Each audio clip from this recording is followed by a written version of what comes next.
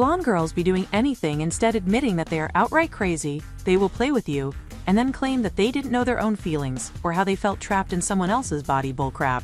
If this has happened to you, this manhwa might just be for you. So without further delay, let's begin our recap. Lindbergh's Mansion. The female protagonist once impulsively purchases a game during a radical sale. At the time, she is intoxicated by its intense atmosphere, captivated by the oppressive tension and eerie beauty that surrounds it.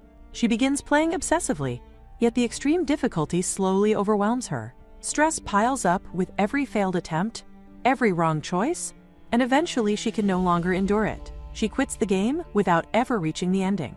Later, fragments of the story resurface in her mind. The game reveals that the manager on the second floor is dead. Charlotte reacts with disbelief, thinking how astonishing it is that they ever managed to pass through that floor at all. Somehow, despite everything, a marriage still occurs. Charlotte reflects on this while addressing the male lead of the game, who is badly injured. She considers whether she should offer him a choice, whether he would prefer to continue living in this broken state, unable to see, or whether he would take her arm and restore his sight in exchange. At the same time, the female protagonist is filled with regret. She believes she should never have given up so easily. If only she had continued playing, she would have seen the ending. An ending where the male lead keeps dying again and again. If only she had known, she would have realized that she would one day regress into the game herself. The scene shifts. The male lead is caught in the rain and enters a mansion, apologizing internally for opening the door without permission. He only came in to escape the downpour, unaware that the building belongs to someone else. His appearance is striking. Jet black hair and vivid purple eyes that gleam brightly even under the darkness of the night. Charlotte recognizes him instantly. This man is Derek. Derek notices her reaction and questions how she knows his name, how she knows who he is, when this is clearly their first meeting. She hesitates, wondering if it is simply because he is the main character of the game she once played. In that moment of uncertainty, as she struggles to decide what to say, something strange happens. Her body suddenly freezes. A sensation of warmth spreads through her eyes, and her tongue stiffens against her will. Words spill out without her control. She welcomes him to Lindbergh's mansion. She explains, against her own intentions, that the owner of the mansion is a merciful person, yet one who deeply dislikes guests being treated without proper service. She expresses a desire to serve him and asks him to follow her inside. These are lines she has seen countless times in the game, lines engraved into her memory. This is how Lindbergh's mansion begins. The moment Derek steps inside, the game truly starts. If the truth is not uncovered, he will be trapped here for the rest of his life. His only chance to escape existed before stepping into the mansion at all. Derek, unlike his in-game counterpart, grows suspicious. He senses something is wrong. Fortunately, he does not move past her words so easily. He insists on knowing how she knows his name and demands an explanation first. She tries to delay him, telling him that she will explain everything if he comes inside, even though every part of her wants him to leave immediately. If he already feels suspicious, she wants him to avoid unnecessary hardship. She wants him to turn away. But he enters the mansion anyway. Once inside, he asks again for her explanation. At that moment, she realizes that the game has already begun. Derek calls out to her once more, pressing for answers. She responds vaguely, claiming that she simply knew his name. He argues internally, unable to make sense of her words, feeling that nothing she says truly explains the situation. She thinks to herself that none of that matters anymore. He is already trapped. There is only one way left for Derek to escape, and it lies in the ending of this game. However, accomplishing that is almost impossible. The Room of Truth can only be reached by ascending all the way to the 5th floor of the mansion. While this may sound simple in theory, entering the mansion and successfully ascending its floors are two entirely different matters. Within each room of the mansion lies a strange dust. When all of the dust on a single floor is collected, it gathers together and forms a fragment. That fragment is required to proceed to the next floor. Only after collecting every fragment from the 1st floor up to the 5th does the key to the Room of Truth finally appear. Until every one of these steps is completed, Derek cannot leave the mansion under any circumstances. Knowing this, she suggests that since it is already late, it might be better for him to get some sleep. Resting now would allow him to prepare himself for what awaits tomorrow. Derek reacts strongly to this sudden shift, unable to understand why she is speaking as if nothing is wrong. He only wanted to hear how she came to know about him, and she had clearly stated that she would explain once he entered the mansion. Now she is avoiding the answer entirely. He insists that if she refuses to tell him, then he will simply leave. He turns toward the door, apologizing for intruding without permission, and reaches for the exit. That is when he realizes the truth. No matter how much he tries, the mansion refuses to let him go. The door will not open. Panic overtakes him as he demands to know what is happening, but she stands there completely speechless. She knows this scene far too well. The way he reacts, the disbelief, the rising fear, it is all engraved into her memory. His desperate cries echo as he questions why the door is blocked, begging her to explain what is going on. Countless moments she has played through before now replay vividly before her eyes. At the same time, her mouth is forced open against her will. Words spill out that are not her own.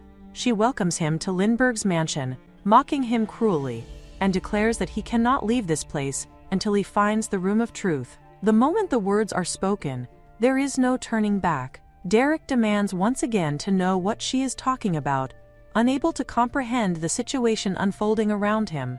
She explains, still without control over herself, that if he wishes to leave, he must ascend all the floors of the mansion and locate the room of truth. Until then, escape is impossible. She realizes then that she is no longer acting of her own free will. She is possessed by the NPC Charlotte. Derek is the main character of this game, and another game has begun. Derek notices that his sword aura is not manifesting at all.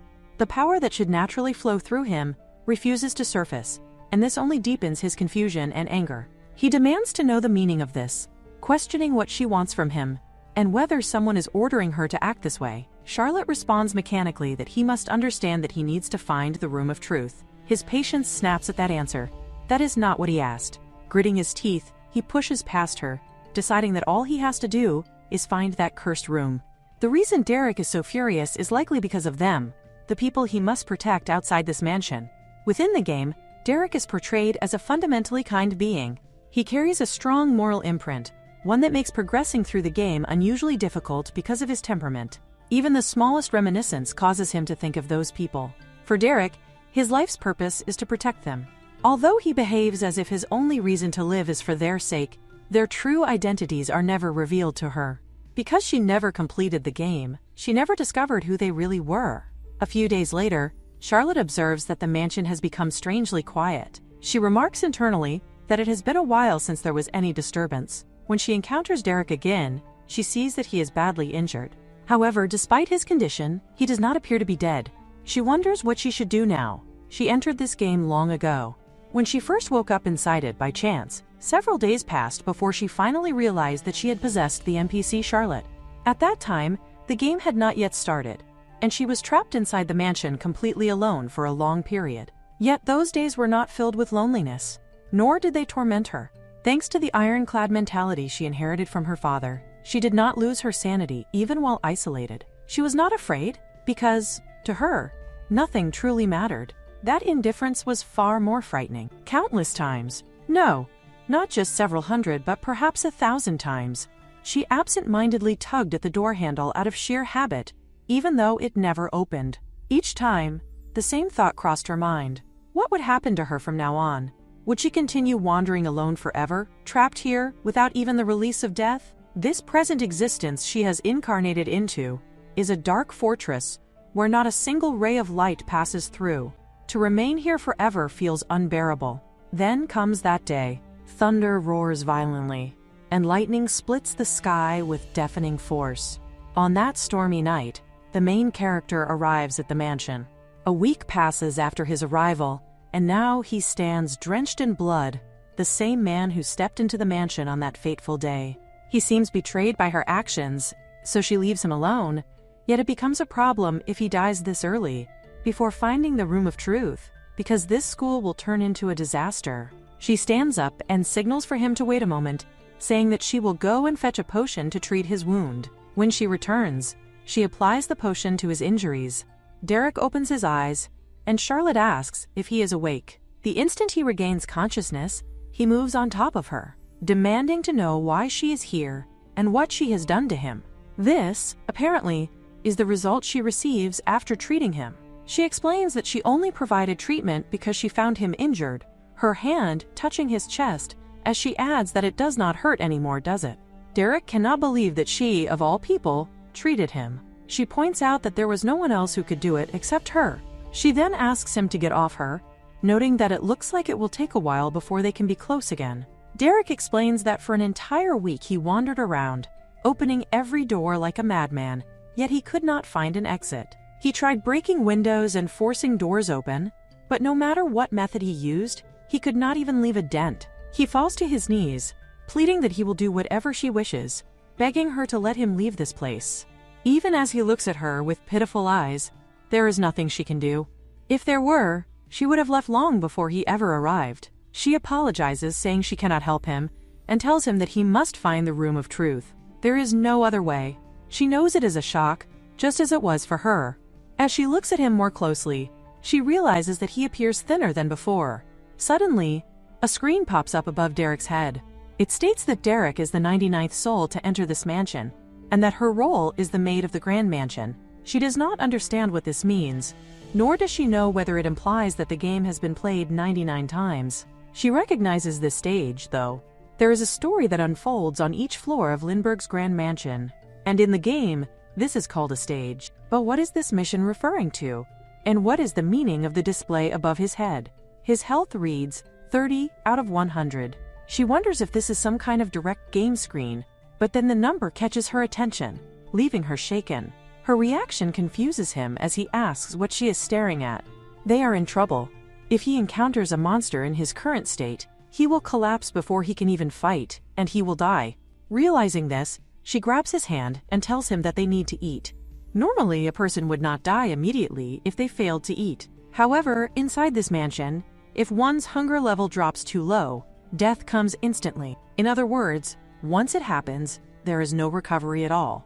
Derek refuses to eat, insisting that he does not want any food. She argues that it would still be better for him to eat, because only then will they be able to search for the room of truth. She knows she is right. It seems that he does not trust her at all, and his anger toward her is obvious. She wonders if her words sound sarcastic, but regardless of how he feels, he truly needs to eat. She stands up and says that if he refuses to eat, she will break into his room in the middle of the night. Derek questions whether she has lost her mind. She responds that she will attack him, tie him up, and force his mouth open so she can feed him herself. He reacts by standing up, declaring that she is seriously out of her mind. She replies that if he dislikes that idea, then he should simply follow her. Throughout her entire life, what she has learned is simple. Whether one treats someone with kindness or with violence, they must always be fed by the end of the day. Her threatening tone finally works. Seeing that he is following her, she reassures him that the food in this place is delicious. If the food here tastes bad, then that alone is reason enough for him to escape from this mansion. Derek admits that he truly hates people like her. She responds that it is a shame, because she actually finds people like him quite interesting. Still, she understands his suspicion toward her. After all, she has never once gotten lost inside this mansion. And that is, of course, because of the map. After being possessed, the system window alone has been used in a variety of ways. The map displays the locations of rooms, items such as food and weapons, and even monsters. It is especially useful for avoiding unnecessary contact with monsters. As Charlotte looks at it now, the words feel strangely familiar to her.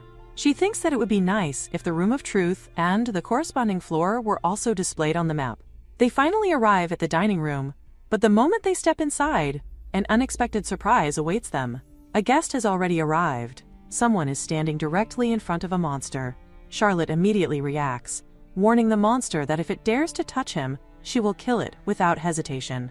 The intensity of her threat makes the monster shiver in fear. She observes that it seems quite intelligent, given how well it understands her intent, and she questions what it is doing there if it has no intention of leaving. Unable to withstand the pressure, the monster eventually runs away. Once the monster is gone, Charlotte tells Derek to eat as much as he likes. Earlier, Derek had not been with her, and instead of eating properly, he had been fighting monsters to the point where he could have collapsed at any moment. Rather than feeling relieved, Derek becomes suspicious and questions what kind of trick this is. Charlotte insists that there is no trick at all, and that she is simply trying to feed him. Derek immediately points out that this is exactly why he finds her behavior strange. wondering why she is showing him such kindness. She explains that it is because he would obviously get hungry. He responds that this is none of her concern, but she counters that she made the choice to care. Admitting that he caught her attention, Derek stands up, declaring that if he simply disappears from her side, she would no longer have to worry about him. At that moment, Charlotte grabs his hand and asks him to stop. She has already noticed him, so she insists that he must eat. Derek lets out a sigh, clearly unable to understand her at all, while Charlotte knows very well that if he does not eat something right now, he will collapse. She apologizes, acknowledging that he is upset with her, and begs him to please eat something. Reluctantly, Derek sighs again and sits down on the chair. He asks whether she will truly let him go if he eats. Charlotte assures him that she will not bother him anymore. He begins eating, and as he does, his fullness of vitality increases. Charlotte notes that he is eating quite well. Derek notices her gaze and questions why she is looking at him like that. She responds that she genuinely enjoys watching him eat. This causes him to cough in embarrassment. He then states that he will be on his way now that he has done what she wanted, adding that he does not wish to hold her back any longer. Charlotte reflects that her debt has been repaid, so he can leave now. Since she has sent him away with a full stomach, he will not die for a while. She checks his status and sees that his fullness of vitality is now at 80 out of 100. Perhaps this concern comes from the fact that she once accidentally starved to death in the game before, but this time she feels far more worried and attentive. Suddenly, another screen appears. This one related to her authority. She wonders if something like this even existed in the original game. For now, she chooses yes. Another screen immediately appears, filled with unfamiliar symbols. She stares at it, confused, wondering what all of this means. Cleaning windows, steak sauce, and strange icons. She questions what kind of power is hidden within this symbol, and whether it has any useful abilities. She assumes that she will probably never have to use such a sloppy ability in her life. That is what she believes, but the thought only lasts for a day. Soon after, Derek is once again fighting a monster. As Charlotte looks at him, she suddenly understands that her mission is to attack and overwhelm Derek at this very moment, so that he cannot move. She grabs the stack of cards and calls out to him, while the system screen appears, asking whether she would like to accept this mission. It clearly states that if she refuses, there will be a penalty. The game begins, and a system window pops up, yet her routine continues to repeat as if nothing has changed. She chooses to clean the mansion once again. Derek wanders through the corridors, searching for the powder needed to obtain the key. Time passes, and eventually it becomes her dinner time. She heads toward the dining area to get her meal, but along the way she wonders whether Derek might be there as well. Suddenly, a plate drops onto the floor. In that instant, an iron-steel mentality settles over her. When she looks ahead, she sees Derek engaged in combat with a monster. Under these circumstances, eating a meal is clearly out of the question. Because of this, her mission activates. She must attack Derek right now so that he cannot move. She pauses, questioning whether this is truly what the system referred to as a mission. The system seems to be suggesting that Derek himself must be attacked. She worries that if she attacks him now, he will hate her even more than he already does. However, she also knows that facing a penalty from the system would be even more troublesome. As she watches, Derek moves closer to her. From his perspective, her presence there is dangerous, and she should hurry and leave the area. At that moment, she realizes that it is too late. She has already accepted the mission. Derek suspects that she has come only to disturb him. She denies this internally, insisting that she came to help. Yet she knows that if she truly intended to help, she would have dealt with the monster already, especially since monsters often listen to her. This time, however, she can tell that this is a monster that cannot be controlled. She identifies it as a stubborn, hard-headed creature. Derek, focused on survival, believes that if that is the case, then she should not wander around aimlessly, and should instead stay out of the way. Observing his actions, she notes something unexpected. It seems that he cares about her safety in some way. Charlotte falls into deep thought as she watches him fight. She realizes that he fights exceptionally well. At the same time, she remembers that the mission must be completed before the monster dies. The question becomes how she is supposed to stop him before that happens.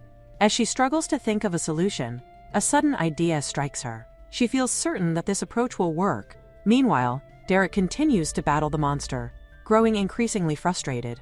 No matter how many times he strikes it, there seems to be no effect. Suddenly, Charlotte calls out to him. She apologizes, insisting that she should be allowed to apologize first. Derek grits his teeth, wondering what she is planning to do now. Before he can react, she pours steak sauce over him and forcefully pushes him backward. This unexpected action causes the monster to retreat as well. Charlotte ends up on top of him, and at that exact moment, the mission is marked as successfully completed. She deliberately allows herself to be attacked when the monster rushes toward her. Regardless of the system's true intention, all she needed to do was carry out what the mission demanded. Derek cries out in shock, asking what on earth she sprayed into his eyes. She calmly responds that it was steak sauce. As he is about to question why she would do such a thing, she directs his attention elsewhere. The monster begins to move again. Derek urges her to get away immediately, reminding her that the monster is still there. She, however, asks him to remain still. A faint smile appears on her face as she turns toward the monster and commands it to kneel. She has been granted a form of authority, a new power that allows her to issue commands to the monster standing before her. Derek is confused. Earlier, she had clearly stated that she could not control that monster. She explains that she truly could not control it before. This only deepens his confusion, as he wonders why something that did not work earlier is now suddenly effective. She explains that it is because she attacked him. At that moment, a warning appears before her eyes. It states that disclosure of mission details and game content is prohibited, and that policies will be enforced upon violation. It was dangerously close. She feels relieved that she did not trigger it. Derek concludes that it is his own fault for expecting a normal conversation with her, and asks that she please get down from on top of him. Charlotte understands that he feels uncomfortable, but she also wonders if he is being overly direct about his dislike for her. Suddenly, she trips and falls onto him once again. He pushes her away, demanding to know what she is doing. She tries to explain that she was only attempting to stand up, asking him to wait just a moment. Before she can finish, she begins coughing up blood. This has never happened to her since she became Charlotte. Derek immediately asks if she is all right. She herself does not understand why her body is in this condition and desperately wants an explanation. She recalls the new permission she received, the ability to make the monster in front of her obey, and realizes that there are side effects attached to it. She wonders why those side effects were written in such small letters. With that final thought, her consciousness fades, and everything goes dark. Derek calls out to her, worry flooding his voice as he wonders why she suddenly collapses. And what on earth happens for her to vomit blood so abruptly? The sight triggers his PTSD. His vision fractures, and he sees his knights again, along with all the people from his past, calling for him, shouting his name, begging him to come back. With that surge of terror and guilt, the monster rises once more. Immersed in the game, Charlotte relives a memory. There was a time when she kept banging on a door, scratching and knocking at it again and again, until her fingers split open. Even then, the door never opened. The wounds vanish on their own, unnaturally, and the memory sends chills through her. The skin she sees is not hers. It is darker, unfamiliar. It is far too dark around her. Fear overwhelms her, and she cries repeatedly, fully aware that no one will come to help her this time. Her steel mentality deactivates, and despair settles in, as she thinks that perhaps she will never be able to leave this place. Then, forcing herself to survive, her steel mentality activates once more. Her eyes open. Derek asks whether she is awake. She wonders if he is the one who brought her here. He explains that she collapsed after pushing herself beyond her limits, while trying to control the monster. As she reflects on his words, she admits to herself that it seems so. Come to think of it, she had not completely defeated the monster. This makes her question whether Derek handled it while she was unconscious. Derek reacts sharply, accusing her of acting despite knowing that she would vomit blood because of him. She wants to tell him that she did not even know such a thing would happen. Instead, she apologizes weakly and stands up, which makes her wonder what he is about to do next. He then begs her to get him out of this place. There are people who need to be saved, people who cannot survive even for a single moment without him. She is confused about how she is supposed to get him out, when she cannot even get herself out. The thought unsettles her, and she makes him stand, knowing full well that she cannot push herself beyond her limits again just to free him. He shouts that she is the one who brought him here in the first place, so why does she keep trapping him and then helping him like this? His emotions spiral out of control as he begs her to tell the truth. He starts to go off, questioning whether she is merely toying with him. He says he is very familiar with people like her, those who treat the suffering of others as entertainment, and he wonders if she is one of them. Before his words can cut any deeper, she grabs his face and calls out to him. She makes it clear that she simply wished for him to survive. She truly hoped that he would not suffer any harm, not here and not anywhere else. With that resolve, she decides that she will apply the ointment to him. Derek responds that it is fine and that he does not need it, but she insists. She tells him that if he does not want her to apply it herself, then he should at least take it. He refuses again, yet she argues back, telling him not to get hurt over something so small. If he allows her to apply the ointment properly, it will only help, especially since it is a gift meant for him. Finally, he takes the ointment. He thanks her and says that since she seems well now, he will go and apply it on his own.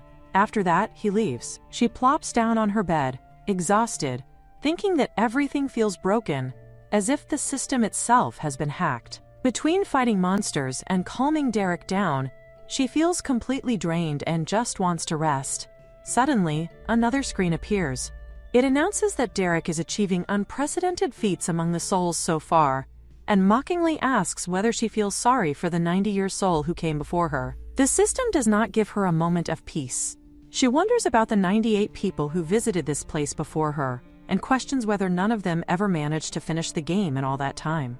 As for Charlotte, the maid of the mansion imposes a penalty on Derek once again.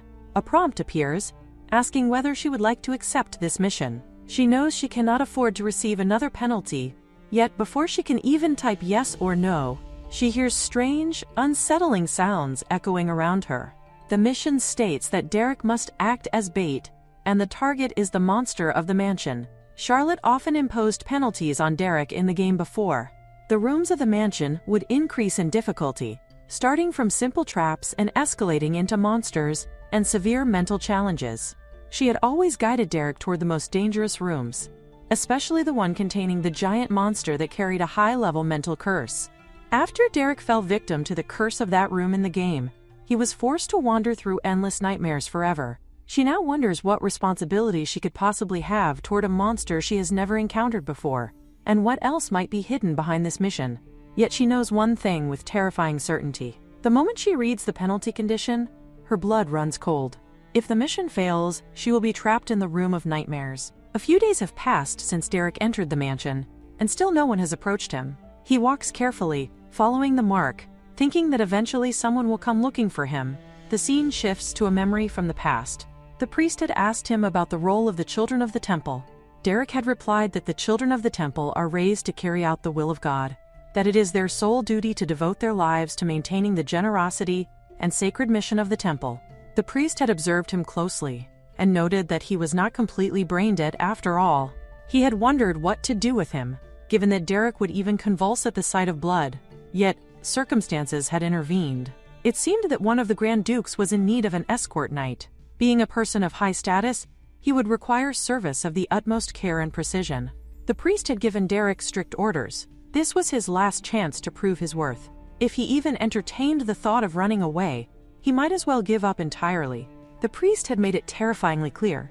If he even showed the slightest hint of escape, the heads of all the people he was trying to protect would be twisted, and Derek would be hunted, followed, and torn to shreds. Despite the danger and the warnings, Derek had only been trying to find shelter from the rain on his way to fulfill the mission. Now, even with all his carefulness, he wonders how things spiraled to this point. Cutting back to the present, he sees Charlotte standing before him. Concern flashes across his features as he questions whether she is okay. She reassures him that she is fine now.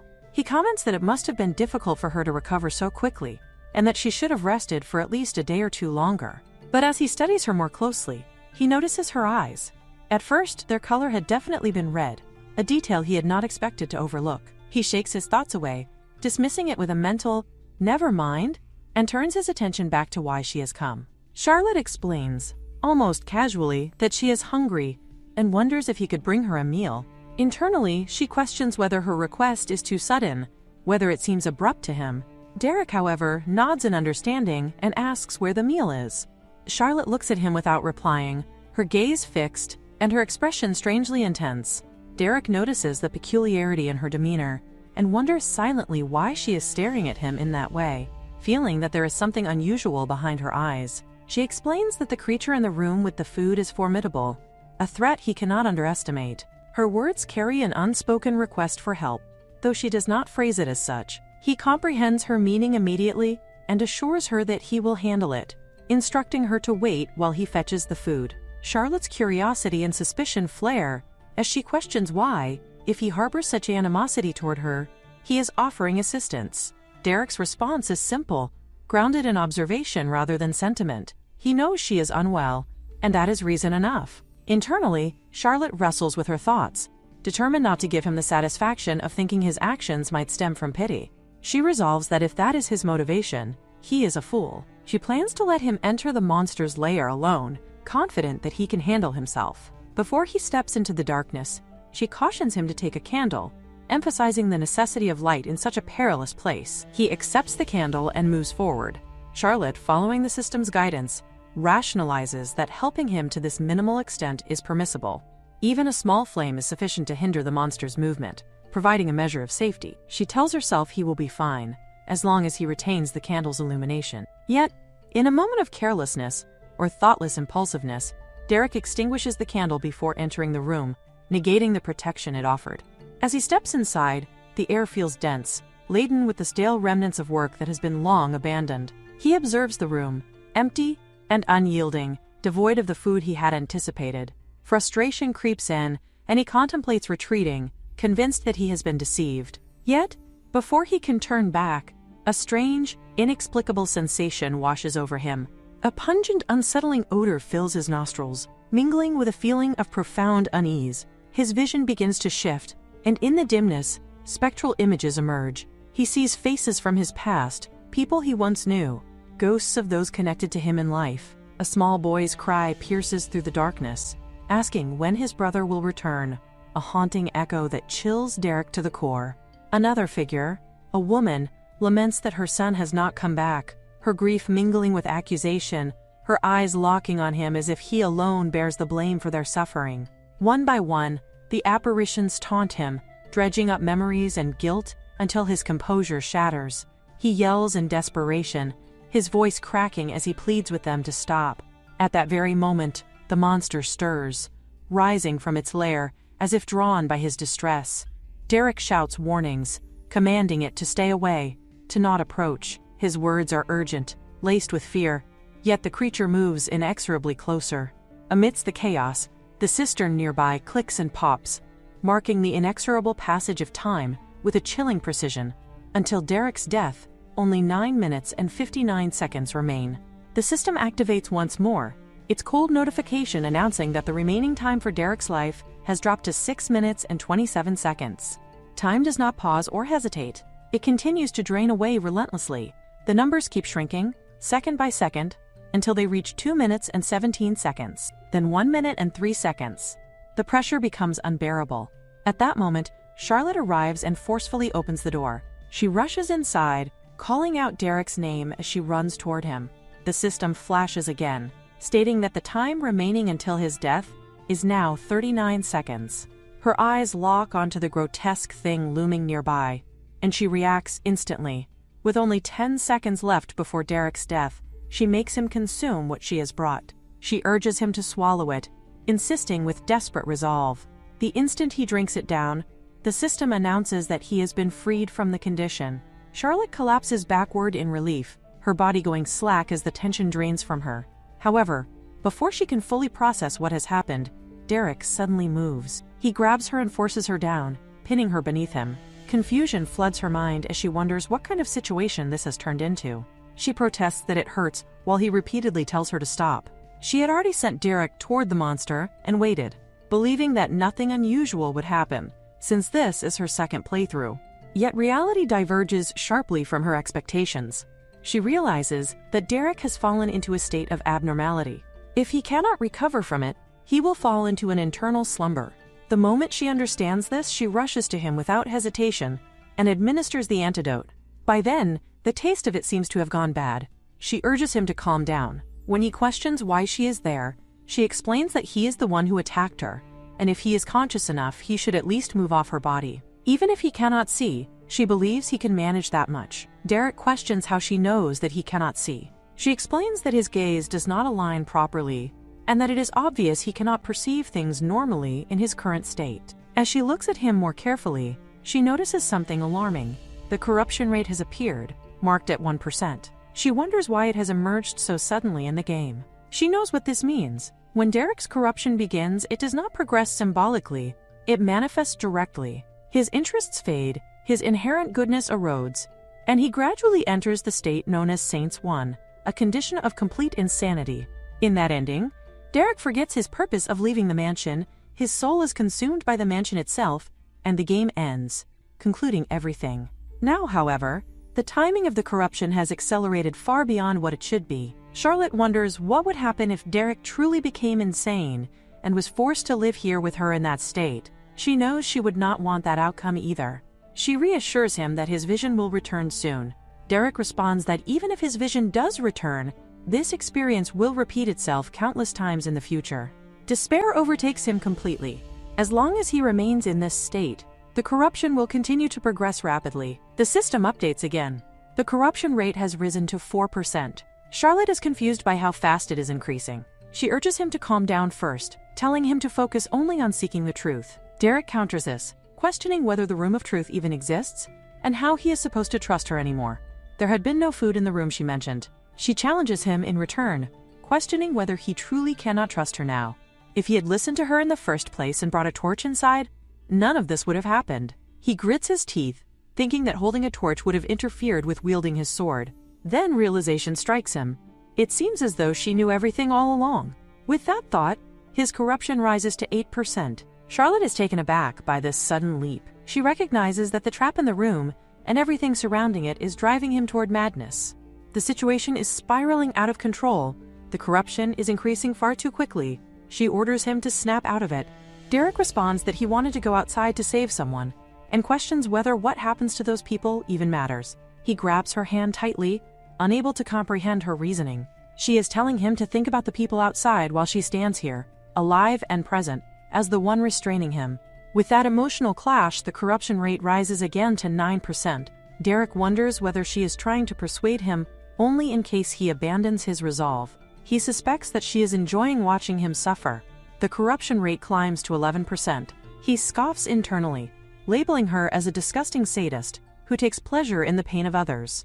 Charlotte accepts the accusation in a way. She acknowledges that such disgusting sadists do exist in the world, people who have never experienced suffering themselves, and therefore do not even realize what kind of people they truly are. She begs him not to die here, not to die in vain. She urges him to leave this place, go outside, and kill all those people instead. Derek wonders whether she can feel it too. After all, she had just said that if someone never experiences it, they will never know it. She is momentarily taken aback by his reaction. Then Derek resolves that she should experience it as well. With that thought, he breaks free from despair. The corruption rate rises to 13% and then finally stops. Charlotte realizes that the corruption has ceased, at least for now. Derek states that if he leaves this place, she will be locked up in the same way he was. It is morning, and Derek has been trapped in the mansion for several days. The endless presence of monsters has worn heavily on him, yet as he looks at the handful of blood in his hands, he notes with a grim sense of acceptance that he has grown accustomed to the metallic scent. The scene shifts to a memory of the past, where he is meticulously cleaning the temple. A priest appears unexpectedly and questions why Derek is standing by the drain. The inquiry, rather than feeling accusatory, carries a subtle recognition, for the high priest had shown mercy by allowing Derek to live within the temple, albeit performing menial tasks in the fields. In this moment, Derek is reminded of his inadequacy. Despite being a knight, he has never truly held a sword in battle. The inability to take a life, the haunting cries that echo whenever he raises his blade, have branded him a freak in his own eyes. Yet amidst this despair, he recalls a time when Charlotte reached out to him, placing her hand gently upon his face. She treated him as a person, insisting she would not let him die. Her words are a mystery to him, stirring a conflict he cannot reconcile. He wonders, with a sharp pang of confusion, why she would make such a promise, why she would care. He questions himself, pondering whether he has truly lost his mind. Charlotte approaches him now, calling softly to see if he is asleep. She offers to return later if he is, but Derek insists she not come. Her curiosity is piqued. She wonders why he resists her presence. He explains that any interaction with her only makes him feel strange, destabilized, and after enduring the mansion for so long, he doubts he can present any semblance of a good image to her. Charlotte responds with patience, reminding him of the events of yesterday, of his declarations of vengeance. She asserts that it is already too late for him to show his virtuous side, and that she understands what has transpired. Then, with a purposeful gesture, she takes his face in her hands, observing the extent of his injuries. Derek turns away, insisting he does not need treatment, but she argues with steadfast determination. Healing him is not optional. It is necessary if he is to escape this place. Derek persists in his refusal, and her irritation grows. She shouts, her voice sharp and unyielding, calling him no different from a stray cat, and makes clear that she will not leave until the medicine has been applied. He questions whether she intends to leave afterward, and she confirms that she will. As she begins to administer the treatment, Derek wonders if her concern is solely for his well-being. Charlotte admits that it is one reason, but there is another. Her newly acquired authority, an enigmatic power that allows her to charm anyone at will. She had been curious to test it, and after dispatching him toward a monster, she received this peculiar reward, though even she does not understand its nature. Derek asks how long she plans to hold him thus, and she counters by asking if he can remove his clothes himself. Derek perceives the implication that her intent is merely to treat his wounds, and he prepares to do so himself. Charlotte insists that self-application would be unnecessarily difficult and begins to engage her charm authority. A subtle shift takes place between them, a change that Derek senses immediately, though he finds it deeply unsettling. Charlotte notices the alteration in his eyes, the discomfort it provokes, and realizes that the charm has failed to achieve the intended effect. Acting quickly to prevent suspicion, she concludes the treatment and departs, directing that they proceed westward, where the mansion holds many beautiful and significant objects.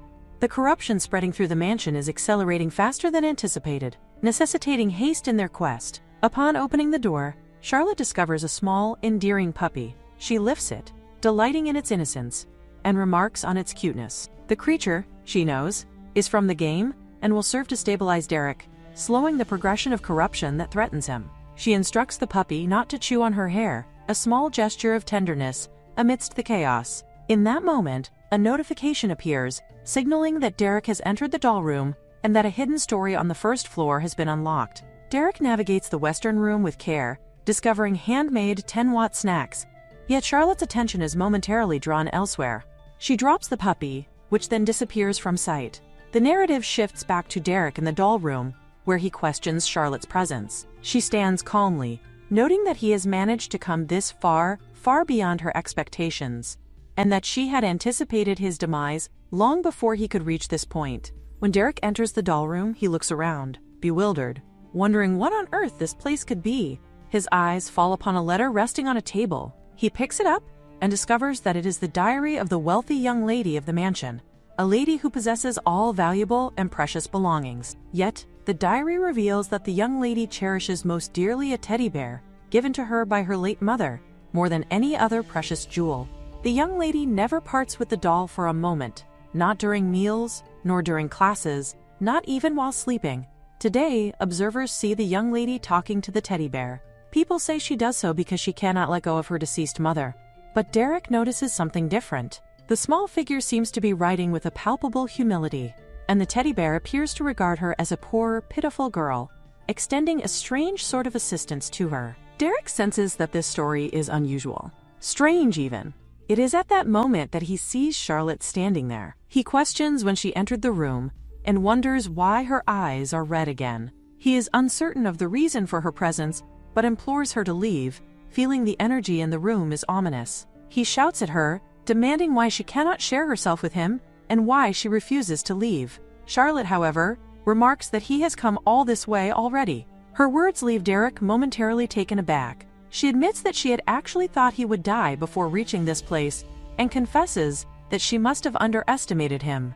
Yet she warns that this room will be different from all the others he has encountered so far, and questions whether he can truly survive here. Suddenly, the entire room erupts in flames. Fire bursts forth from nowhere, and a gigantic teddy bear monster charges toward Derek. He attempts to repel it with his holy sword, managing to tear it apart. He thinks the situation is utterly ridiculous and questions whether everything she told him was a lie. Yet his attention searches for Charlotte, wondering where she is. All the teddy monsters awaken simultaneously. On the other side, Charlotte finally moves freely again.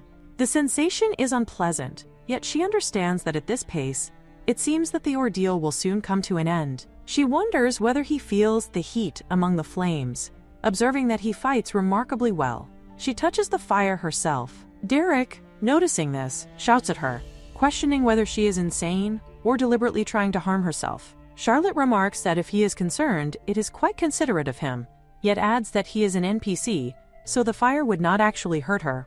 Derek insists that she cannot simply sit there and watch someone put their hand into the flames. He orders her to stay right there without moving, feeling the urgent need to understand what is happening. Suddenly, Charlotte's eyes begin to react violently to something. Debris from the ceiling and floor shatters around her. She shouts at him to watch out, and in that instant she finds herself being thrown involuntarily. Even if she gets hurt, she will not feel any pain.